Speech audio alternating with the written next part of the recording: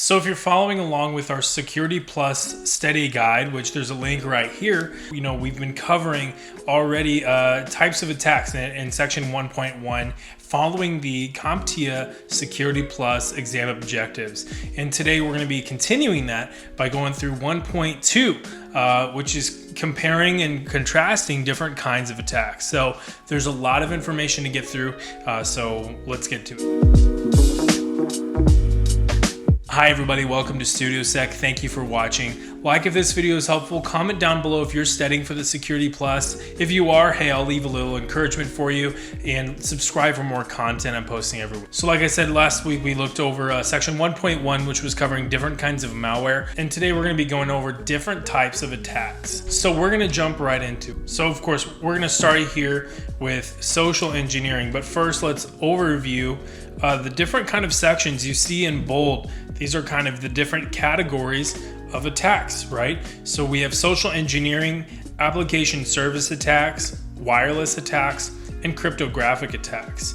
And we'll digest kind of all the different kinds, because clearly, as you can see, each category, there's a lot. There's a lot that you need to know. But that being said, a lot of them are very similar, so that helps. And they're pretty easy to remember, right? So we'll get through it here. So of course, starting with social engineering, we have one of the most common types of cyber attack, and that is phishing. And I use the term cyber attack, right? That sounds like big and scary, but really phishing happens all the time, right? We've all been phished to some degree, right? Like you open your junk folder and your whatever web email client you use probably knows to filter out junk mail. Well, that junk mail is probably just automated attempts at making you get phished, right? So of course, what is phishing? Phishing is trying to trick someone to click a link or download some kind of malicious code, right? So this is generally done over email. Email is one of the more common ways that phishing happens.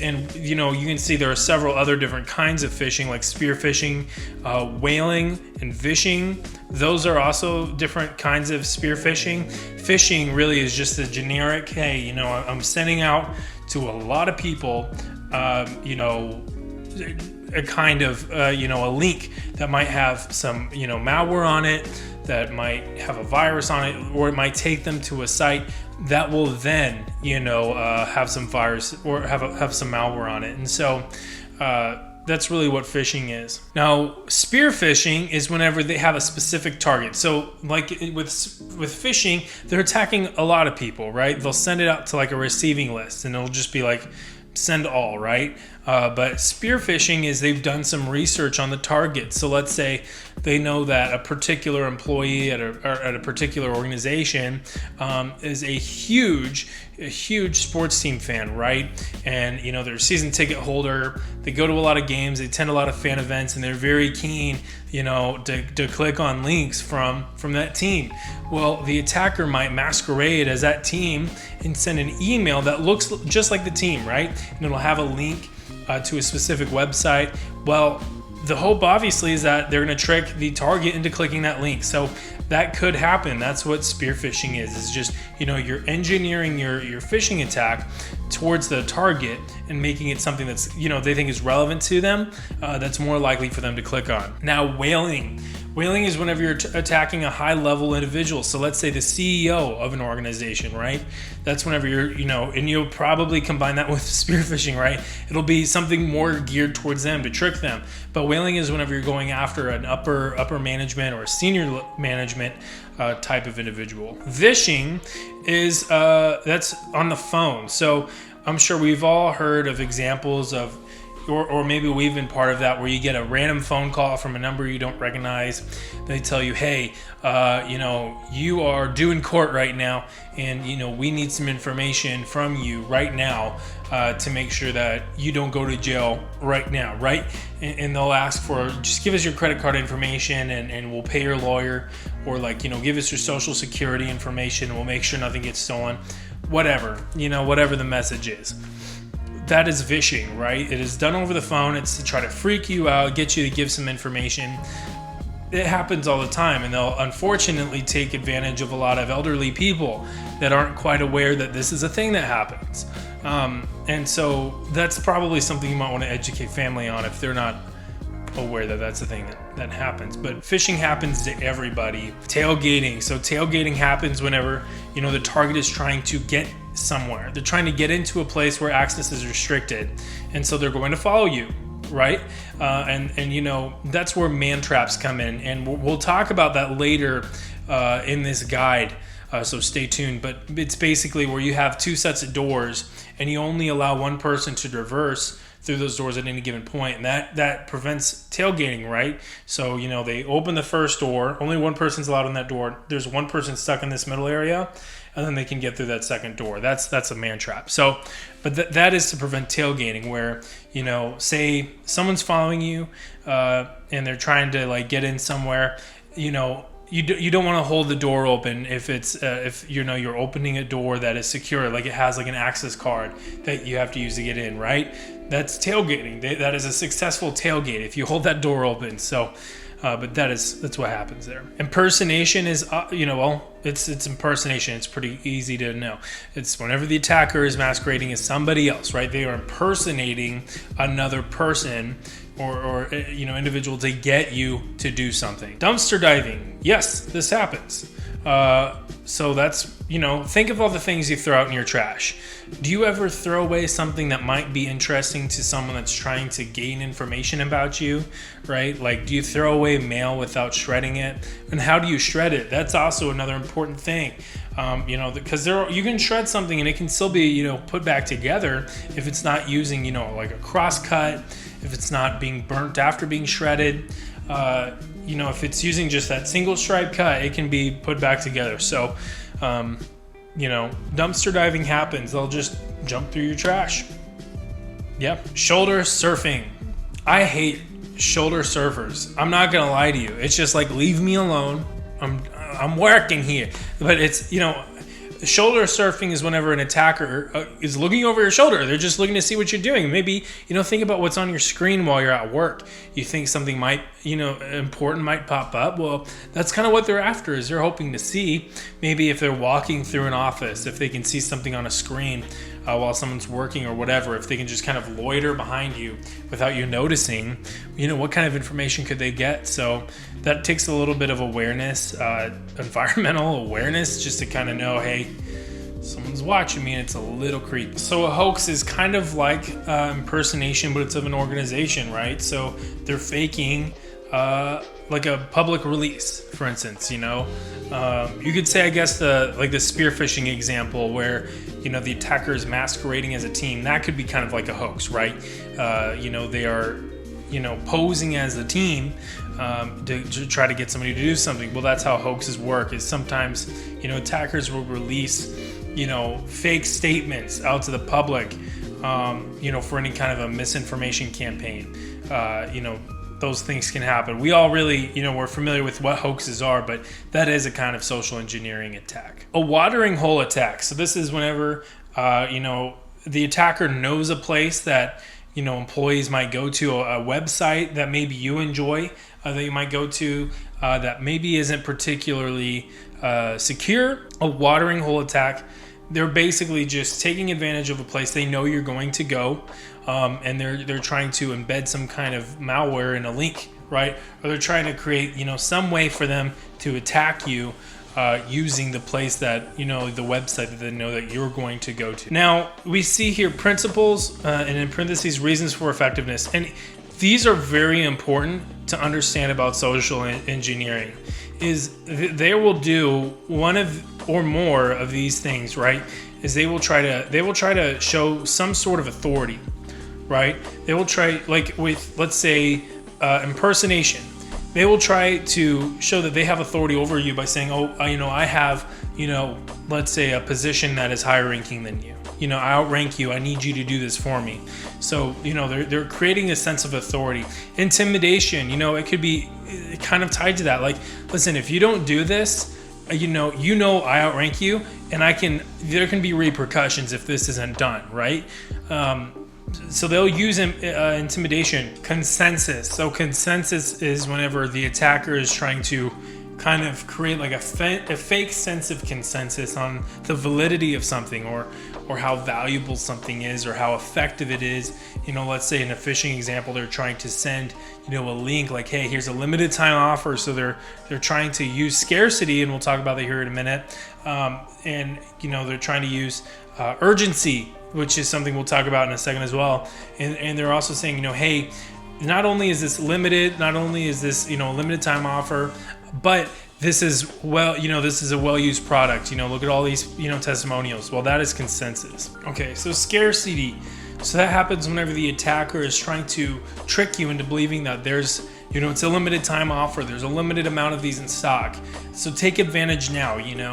So that could be done in a phishing campaign or whatever, or done on the phone like, hey, this is an offer we made exclusively to you for whatever reason.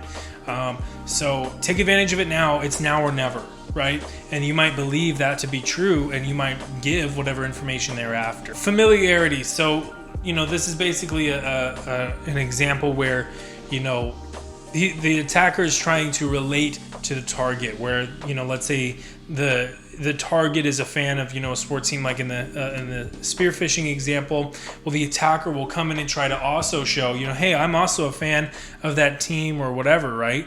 And that might kick off a conversation, and the target's guard might be let down, because it's just like, hey, we're both fans, we're human beings, right? And whatever you need, sure, I'm here to help you out. So that is familiarity at play. Trust happens whenever the attacker's trying to gain your trust. That can certainly take a while, and that's if the attacker has some time, right? But when they might even try to exploit trust with another individual by impersonating that person. But trust is it can be difficult, because for most people it's kind of hard to gain, right? But once you get it, it can be valuable, right? But it's quickly lost. So you have to be careful, if you're a red teamer, whenever you're using that. But anyway, trust is whenever the attacker is trying, they've gained your trust, and they know that they're trying to gain your trust to get, they're proving, hey, these things are true. We both know that these are true. That therefore I am, privy to this information, and therefore you should let me do this. You should let me have that. Whatever. They'll make all kinds of requests once they have your trust. Urgency happens like limited time offer that we already talked about. That's a sense of urgency. That is a timestamp saying, hey, this is only going to last for a little while, so take advantage of it now, because it's not going to be around forever. So next we have application attacks. And of course, we're going to start with denial of service. So denial of service attack is, it's pretty simple. It's whenever you deny a service. So, these can happen from time to time, but basically the point, it doesn't really do any real damage. It's just an inconvenience. It takes a website down for a little while, and it can pause or disrupt business, right?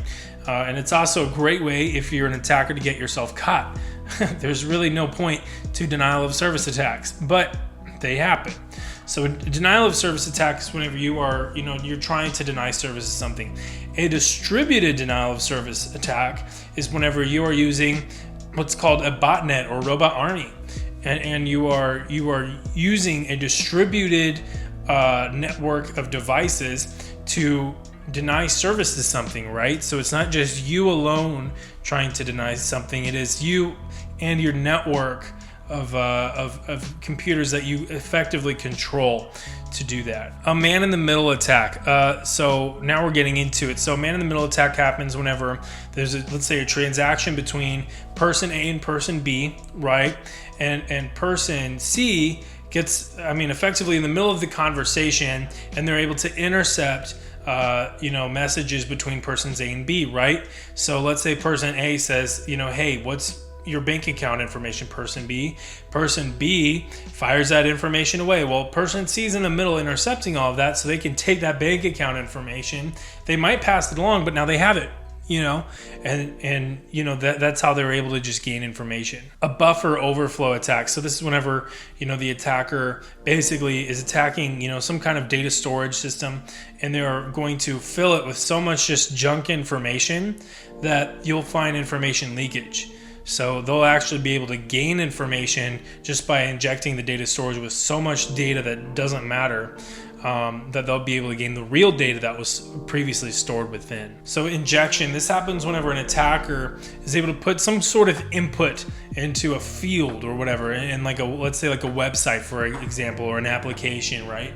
They're able to run a command or run some kind of a query, or deploy some kind of malware by injecting data into a particular field.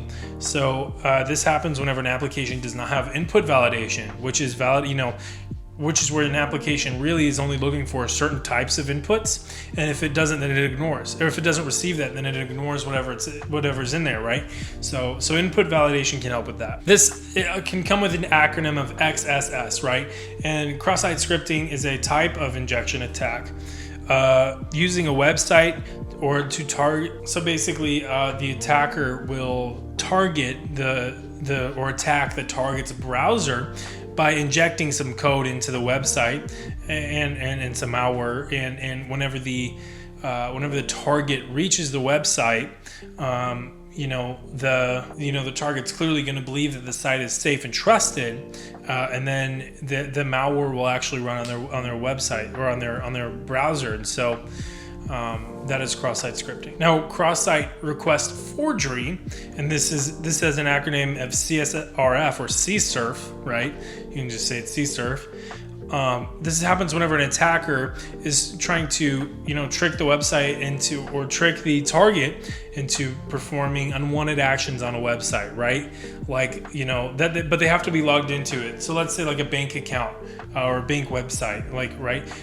The attacker is trying to dupe the target into running or doing something on their account that they may not really want to. So it takes a little bit of social engineering, but it really can have some serious consequences. Next is privilege escalation. So this is, the attacker has some access, but they may not have like total access. They might have partial access. And so privilege escalation is really the attacker is trying to expand their reach, their access into the site. That might be from going from user to admin. That's kind of privilege escalation. ARP poisoning, that's a kind of attack where they're attacking, address resolution protocol. So they're going to basically put in a different address for your machine. So whenever you're trying to, let's say you go to Google, so you type in google.com. Well, that changes to 8.8.8.8. That's the IP address for google.com. Well, let's say they change that IP address to a malicious website that they've created that looks just like Google. But instead, the search field, whenever you click that, it actually downloads malware. So that is ARP poisoning. They're changing your address resolution protocol to take you somewhere you don't want to go. Amplification. So this happens whenever an attacker is basically increasing or multiplying, their strength of attack or gaining more ability to attack. So let's say, they're trying to deny service. Well, let's say they gain access to another machine and now they're able to use that machine to also deny service. They're amplifying their attack. DNS poisoning. This is similar to ARP poisoning, but now it's with your DNS. So on your network, you're all going to a specific DNS to access websites you may not know already. And so basically it's the same thing as ARP, but it's attacking your DNS. Next is domain hijacking, and this is whenever, so all websites rely, you own a domain. Whenever you have a website, you have to own a domain to run the website, right? And let's say the attacker is able to gain control of that domain, and they're going to leverage that to gain control of a website, right? So that's what happens whenever domain hijacking happens, is they're attempting to gain access to a website and to information that might be stored. So they're going to hijack the domain. Man in the browser. So this is similar to man in the middle, except now the attacker is in the browser of the target, right? So, you are communicating to a website via the browser, right? The browser is handling all the requests with a website. That information is having to pass through. So whenever you are downloading something, you're really downloading it to the browser, and then the browser is passing it to the computer. So there's a lot of information that your browser is dealing with, including some information that you may not want out there. And that's, if the attacker is in there, they can do quite a lot with that. A 0 day. So these are kind of the famed things, for people that are wanting to get into ethical hacking, right? Is, let's find a 0-day, and a 0-day is an undiscovered vulnerability in a system. So it's basically, you can use it and there is no patch for it. There is no fix for it. It was previously undiscovered, and you can use it anywhere. Well, clearly that is something that is of big interest. Companies are doing bug bounties for that, and here's a link to bug bounties. And 0 days are a big deal in cybersecurity. A replay attack. So this happens whenever the attacker, literally is trying to replay a transaction that happened online. So if they know that you went in and you transferred money on your bank account, well, then they know that, they'll know that you access your bank account and you passed credentials to log into your bank account. So they might try to replay the transaction that happened online, and see if they can get the credentials that you passed to the website. Pass the hash attack. So this happens, so whenever you create a password for an account, most of the time that password might be stored as a hash. So they make a hash of your password and they store it on somewhere. So pass the hash is, instead of typing the target's password into the password field, they'll put the hash in, right? They'll try to see if they can come up with the same hash as your password, and they'll pass the hash to the website and see if that can log them into the account. So hijacking and related attacks, and we got clickjacking, session hijacking, URL hijacking, and typo squatting. These are several different kinds of hijacking. Clickjacking happens when you're clicking on something that you think to be one thing, but it's really not. It's like, let's say like a transparent advertisement almost, or a transparent pop-up. You may not see it, but you've clicked on it and now it's run whatever, the attackers put there. Session hijacking, let's say they're able to take control of your session with whatever site you're on, which is horrible. URL hijacking, so let's say they are able to change the URL and the DNS. So you think that you're going to one site, you're really going to a different one, or they own a very similar URL, and in that case that would be typo squatting. So let's say you want to go to google.com, but you missed the one O, so you go to gogl.com. I don't know what that is, and that basically is typo squatting. They're waiting for you to make a typo on your search, and they're going to take advantage of that. Then you got driver manipulation, and they're trying to take advantage of the relationship between your hardware and your operating system, right? So you have shimming. Shimming is basically, a small library that they'll put on your driver that can basically intercept API calls, right? And that'll let them know what kind of, programs your machine might be running, and that can give them some good information there. Refactoring can make malware look different, so it can kind of help hide it. It would be harder if you're trying to read Python and you're trying to see, okay, well, this clearly is malware because I'm reading logically. It looks like malware. It's doing things I don't want it to do. Well, you can refactor it and it'll look different, and that's just like the text. The text looks different. You can do that. MAC spoofing, they're of course, they're giving a different MAC address than what they really have. Same as IP spoofing, they're giving a different IP address than what they really have. So we're getting through here. Let's take a break. If you need, pause the video, get some water. Man, a lot of information here. So next we have wireless attacks. So we've already gone through a replay attack. It's kind of similar, but this is like, let's say, you're logging into a wireless access point, and they can do that. Initialization Vector. This is an IV. So this is really an acronym. This is Initialization Vector. And, this happens whenever an attacker learns the plain text of, a document. Let's say it was previously encrypted. So they learn the plain text, and then they also learn what kind of encryption. Well, there's a variable number called your initialization vector that's used to kind of randomize, the encryption output of that document. And let's say that the attacker is able to gain that. They have learned the initialization vector, and now they can decrypt some of your documents. Evil twin. So this can happen where you're, let's say you're at Starbucks and you're trying to connect to Starbucks Wi-Fi, but you see two Starbucks Wi-Fis, right? Well, someone has set up an evil twin, and they're trying to get you to log on to that. Rogue access point. This can be very similar. So a rogue access point, very similar, is, they're trying to basically spoof and trick you into connecting to a malicious Wi-Fi network. jamming, they're jamming your Wi-Fi. They're preventing you from logging into the internet or connect to the internet. Wi-Fi protected setup, that is WPS, that basically allows you a secure way to configure your Wi-Fi, and it gives you a secure configuration of Wi-Fi. And so WPS is a good thing there. Now, bluejacking and blue snarfing, these are different kinds of Bluetooth attack, right?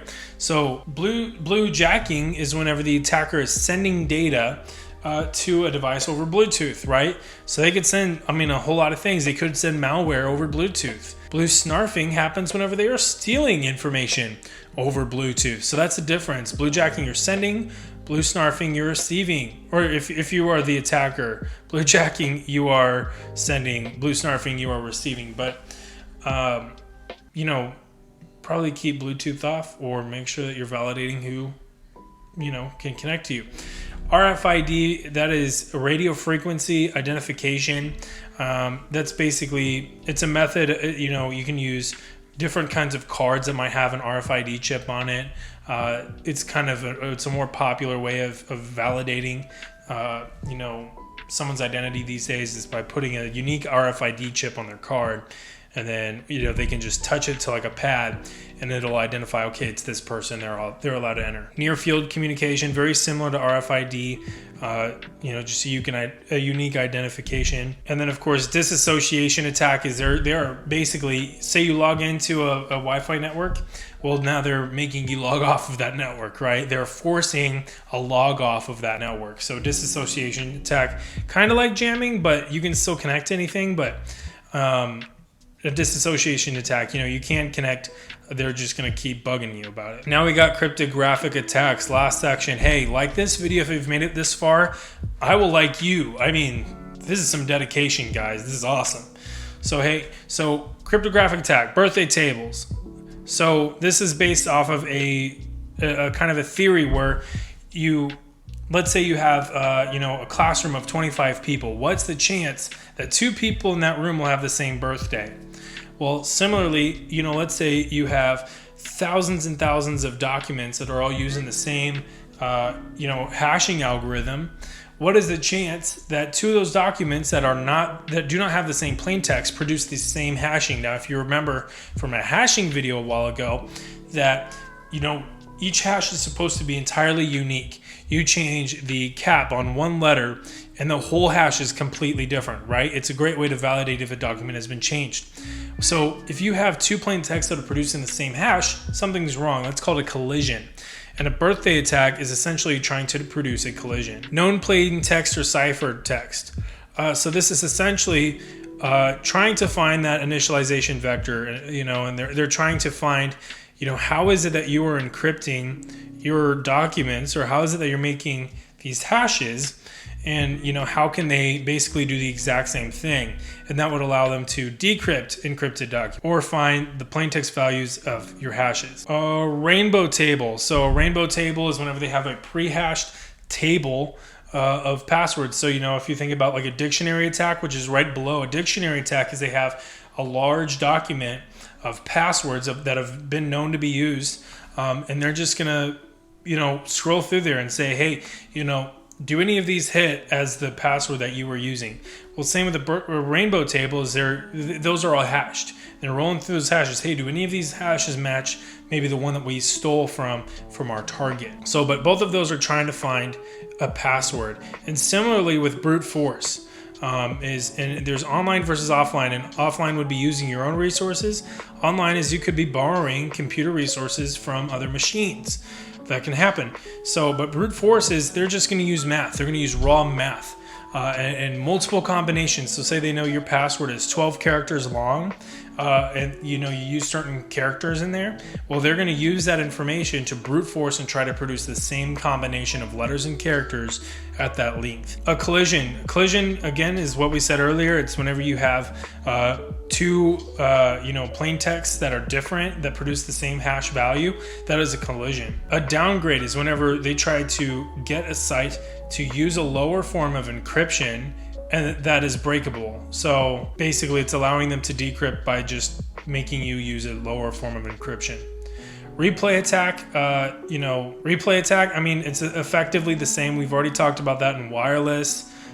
We've talked about that in application attacks. So, you know, we're pretty familiar with what replay attacks are by now. And then weak implementations, I mean, that could be just you're using a broken form of encryption, a broken form of hashing, and that is allowing the attacker to gain the plain text or to gain the password of the target. So wow, that was a ton of information. Hey, again, if you made it this far, like this and comment down below. Hey, bravo, that's awesome. You know, that shows that you're into this and you're wanting to pass this test. And hey, you know, if you need to watch it again, I had to. Whenever I was taking this, there's a lot to go through, and you kind of got to get that repetition in there. So, but you know, hey, comment down below. I will give you some props for watching all the way through, and I wish you luck on your journeys here.